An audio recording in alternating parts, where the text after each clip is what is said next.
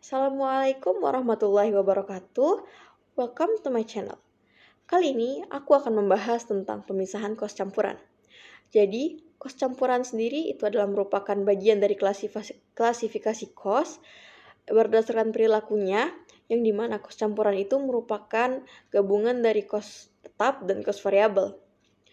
Kos campuran sendiri itu tidak akan memberikan banyak informasi yang bermanfaat bagi pihak manajemen untuk mengambil keputusan.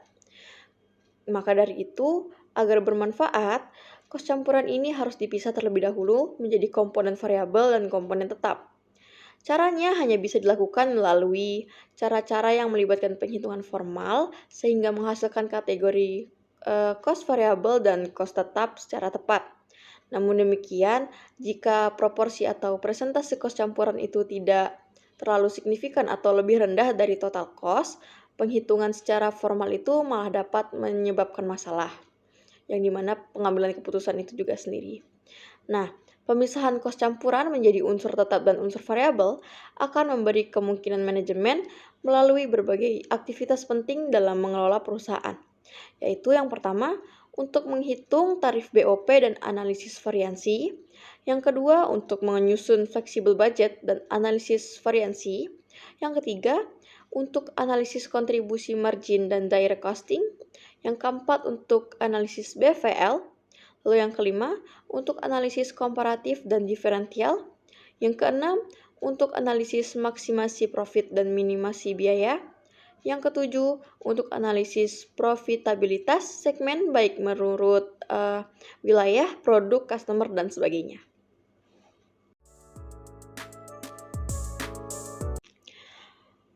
Oke, jadi selanjutnya kita akan masuk kepada metode pemisahan kos campuran. Metode-metode pemisahan kos campuran sendiri itu digunakan untuk memisahkan unsur variabel dan unsur tetapnya dari kos campuran itu. Jadi terdapat 5 metode, yaitu yang pertama ada metode titik tertinggi dan titik terendah. Lalu ada yang kedua yang namanya metode diagram pencar. Yang ketiga adalah metode kuadrat terkecil. Lalu yang keempat adalah metode regresi berganda. Dan yang kelima yaitu terakhir yaitu metode pertimbangan manajemen.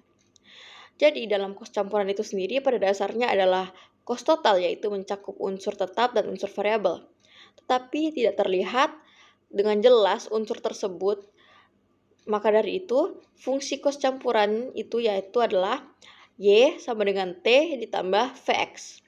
Yang dimana Y merupakan total kos aktivitas, lalu T adalah komponen kos tetap, V merupakan komponen kos variabel, dan X itu adalah aras aktivitas, yang maksudnya adalah itu banyaknya unit aktivitas.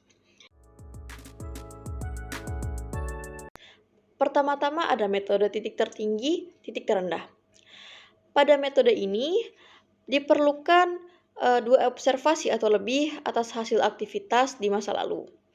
Metode ini juga merupakan metode yang sangat sederhana karena hanya bertumpu pada titik tertinggi dan titik terendah, yang dimana dalam melakukan metode ini juga hasilnya tidak terlalu akurat. Jadi, pertama-tama adalah kita harus mencari output tertinggi dan kos aktivitasnya, serta output terendah serta kos aktivitasnya. Selanjutnya, antara yang tertinggi dan terendah itu kita selisihkan. Dapat hasil selisih itu kita peroleh, lalu dengan tarif kos variabel itu diperoleh dengan cara membagi selisih kos aktivitas dengan selisih output. Jadi kos variabel itu bisa diperoleh atau V itu bisa diperoleh dari perubahan kos aktivitas dibagi perubahan aktivitas. Yang dimana kalau dirumuskan itu adalah YA dikurang YB dibagi XA dikurang XB. Sedangkan kos tetap diperoleh dengan mengurangkan kos variabel dari total kos, itu bisa YA dikurang VXA atau bisa juga menggunakan YB dikurang VXB. Diketahui bahwa YA adalah jumlah kos tertinggi, YB adalah jumlah kos terendah, XA adalah volume aktivitas tertinggi, dan XB adalah volume aktivitas terendah. Dari seluruh amatan pada tabel 2.2, maka dapat dilakukan perhitungan lebih lanjut. Pertama-tama adalah menentukan kos dan aktivitas pada titik tertinggi, lalu menentukan kos dan aktivitas pada titik terendah. Kemudian menyelisihkan kos tertinggi dengan kos terendah, demikian pula aktivitas pada titik tertinggi dengan aktivitas pada titik terendah. Kemudian selisih kos dibagi dengan selisih aktivitas sehingga diperoleh komponen kos variabel per satuan aktivitas. Dari tabel 2.3 itu adalah hasilnya. Hasil selisihnya ada di tabel 2.3. Perhitungannya adalah sebagai berikut. Untuk kos variabel sama dengan Rp5.500 dibagi 400 sama dengan Rp13.750. Jadi unsur kos variabel per satuan aktivitas adalah Rp13.750. Sedangkan untuk kos tetap itu memiliki rumus yaitu YA dikurang VXA, yang dimana sama dengan 7.500.000 dikurang 13.750 dikali 500 yang menghasilkan 625.000. Jadi unsur kos tetap satu periode adalah Rp625.000. Dengan demikian, persamaan kos aktivitas yaitu Y sama dengan 625.000 ditambah 13.750X, yang dimana X ini adalah jumlah unit aktivitasnya. Yang dimana hasil dari persamaan kos aktivitas ini berada di tabel 2.4.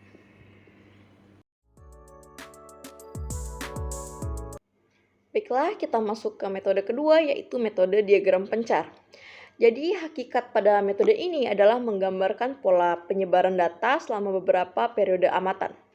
Dari pola tersebut dilakukan pengamatan secara visual, kemudian ditarik garis secara serampangan, yang dimana garis itu membelah tengah pola penyebaran data tersebut.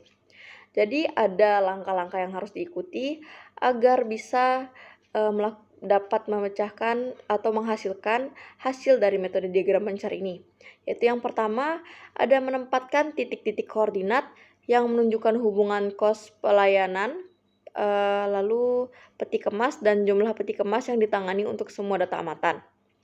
Lalu yang kedua, langkah-langkah yang kedua adalah amati pola penyebaran titik-titik koordinat tersebut sehingga diperoleh bentuk gugusannya.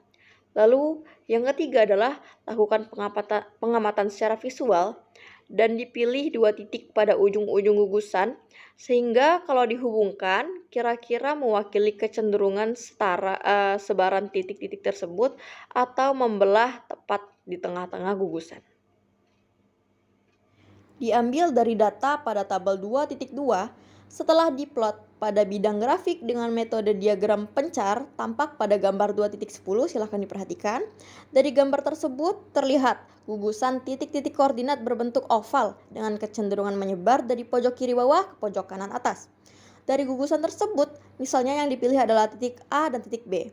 Lalu selanjutnya sama dengan metode titik terendah dan titik tertinggi, titik A kita perlakukan sebagai titik tertinggi, sedangkan titik B kita perlakukan sebagai titik terendah. Dari garis A, B pada gambar 2.9, maka koordinatnya adalah B, yaitu 150,2.500 atau pada jumlah peti kemas 150 unit, jumlah kos adalah sebesar Rp2.500. Dan A 500,7.500 atau pada jumlah peti kemas 500 unit, jumlah kos adalah Rp7.500. Dengan demikian, kos variabelnya dapat dihitung sebagai berikut. V sama dengan 7.500 dikurang 2.500 dibagi 500 dikurang 150 menghasilkan 5 juta dibagi 350, yang dimana dihasilkan 14.285.071 yang akhirnya kita bulatkan menjadi Rp14.286 per peti kemas. Artinya kos variabel per peti kemas adalah sebesar Rp14.286.000. Lalu T, misalkan kita ambil sembarang jumlah peti kemas atau yang kita biasanya ambil X, yaitu kita ambil 500. Maka Rp7.500 kita kurangi dengan dalam kurung 14.286 dikali 500, maka dihasilkan Rp357.000. Artinya komponen kos tetap per bulannya adalah Rp357.000. Jadi, rumus kos total terdiri dari kos tetap sebesar Rp357.000 ditambah dengan kos variabel sebesar Rp14.286.000 per pelayanan peti kemas, atau kalau ditulis dalam bentuk persamaan menjadi total kos sama dengan Rp357.000 ditambah Rp14.286 per peti kemas. Oke, selanjutnya adalah metode ketiga, yaitu metode kuadrat terkecil atau dalam bahasa Inggrisnya adalah least square. Jadi kalau bisa dibilang metode ini adalah metode yang lebih teliti atau lebih rinci dibandingkan dengan dua metode sebelumnya, yaitu metode titik tertinggi, titik terendah, dan juga metode diagram pencar. Karena metode ini mampu mengidentifikasi the best fitting line.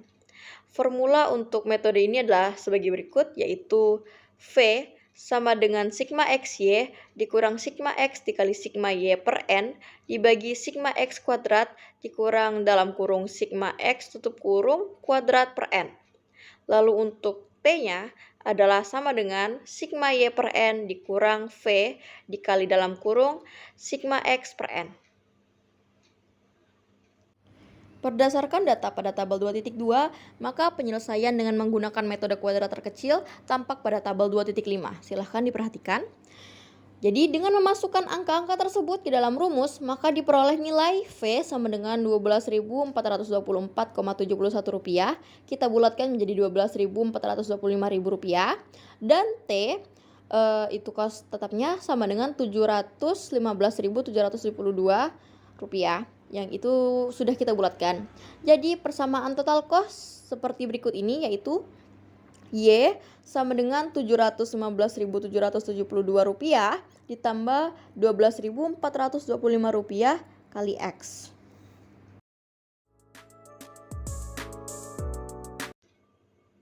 Oke, selanjutnya kita akan masuk ke metode keempat, yaitu regresi berganda. Jadi sebenarnya metode least square itu, yaitu metode sebelumnya yang sudah saya jelaskan, merupakan bagian dari regresi berganda, yang adalah tidak lain adalah bentuk dari regresi sederhana, karena hanya menggunakan satu unsur cost variable atau satu variabel bebas. Sedangkan regresi berganda itu terdiri dari lebih dari satu variabel bebas. Bentuk persamaan regresi berganda yang mana jumlah variabel prediktor lebih dari satu adalah sebagai berikut, yaitu Y sama dengan T ditambah V1X1 tambah V2X2 ditambah seterusnya. Jadi cara menghitung angka intercept pada koefisien regresi dalam regresi berganda saat ini sangat mudah dengan menggunakan program-program aplikasi yang biasanya dipakai untuk akuntan, yaitu seperti SPSS, eViews, dan lainnya. Namun, yang terpenting bagi para manajer sekarang yaitu justru bagaimana dapat membaca dan menganalisis dari luaran atau output program tersebut.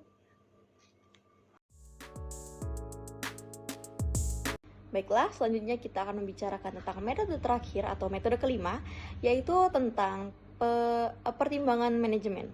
Jadi pada umumnya, metode ini sering digunakan ketika kos campuran memiliki proporsi persentase yang rendah dibandingkan dengan keseluruhan kos.